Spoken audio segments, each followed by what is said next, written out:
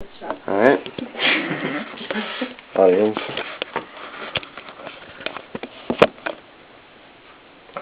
Hi, my name is Josh Biederman, and this is the tribute speech. When I heard we were giving a tribute speech, first thing that I thought of was a toast at a wedding when the best man gets up and talks about the groom's life and the life they've had together and what they've been through. So I would like to talk about the life I've had with three people that I think have influenced me. First, I'd like to talk about my grandpa. His name is Robert Postlewaite. And my grandpa, he was the epitome of farm boy when he grew up in Kansas. I don't think I ever saw him without a cowboy belt on, cowboy boots, cowboy hat, tucked in button-up shirt. He was always shoeing horses, riding horses, growing, anything that had to do with a farm, he knew how to do it.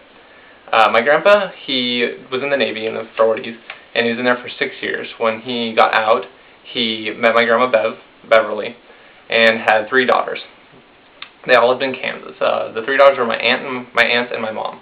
My mom was the only one to have children, so we were his only grandchildren. When my grandma and aunts all moved up to Oregon before he did, but when we were all born, he moved up as well. So when he moved up here, he taught me a lot of valuable lessons. The first one was probably, it's going to sound a little cliche, but it's going to be try your hardest. He always taught me that no matter what the problem is, there's always a solution to it. You just have to look hard enough to find it, and you can always end up prevailing. The second one is he also taught me he always taught me to enjoy life, not just to wake up and take life for granted, but to really truly enjoy it, like the small things in life. He always was just laughing, smiling. He enjoyed going out. He was a very social person. He enjoyed hunting, fishing, and he was a truck driver for most of his life. So he traveled all of the Americas, North America and South America, truck driving for all his life. So he traveled a lot, along with being in the Navy, which means he got to see the world. So he really didn't take life for granted. He loved every minute of it, and he loved spending it with us, the grandkids. The other thing is he taught me to make friends, not how to make friends, but he said that everything worth doing is worth doing with somebody else. Otherwise, it's just you're creating memories for yourself, and it's not nearly as fun to do it. A couple years ago, 10 years ago, my grandma Beverly actually passed away, and he got right back on it. I don't know if I say it, but he actually got back together with an old fling and married her, just eloped and went down and married her. He then moved to Kansas actually about 5 years ago and passed away almost 2 years ago. So I'd like to thank him for being around and always helping me with my problems and teaching me how to enjoy life. The second person I'd like to thank is my sister Ashley Biederman. She's always been there for me. She's always been very spontaneous, very upbeat. She's one of the most friendly people I've ever met, which I kind of take after her, being the younger brother. I'm the middle in the family. And I always kind of took after her because she always liked to just be out there and love to do things with other people.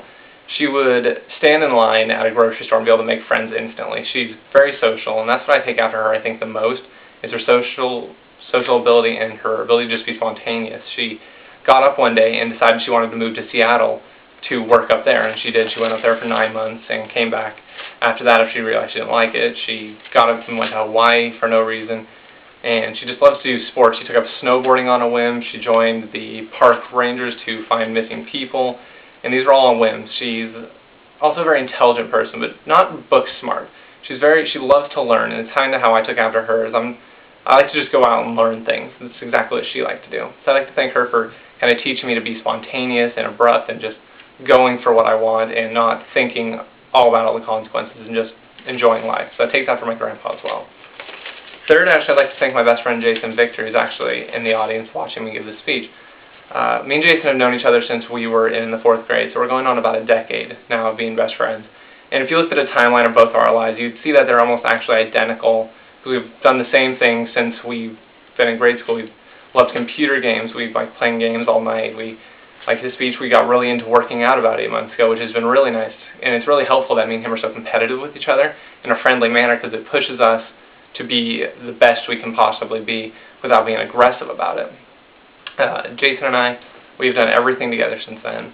And I would just like to thank him for always being there and always helping me out through times, and especially when we need something to do. He's always up for going hiking or something. So I'd like to thank, again, my grandpa, Robert Biederman, or Robert Postlewaite, apologies, my best friend Jason Victor, and my sister Ashley for always being there and helping me out.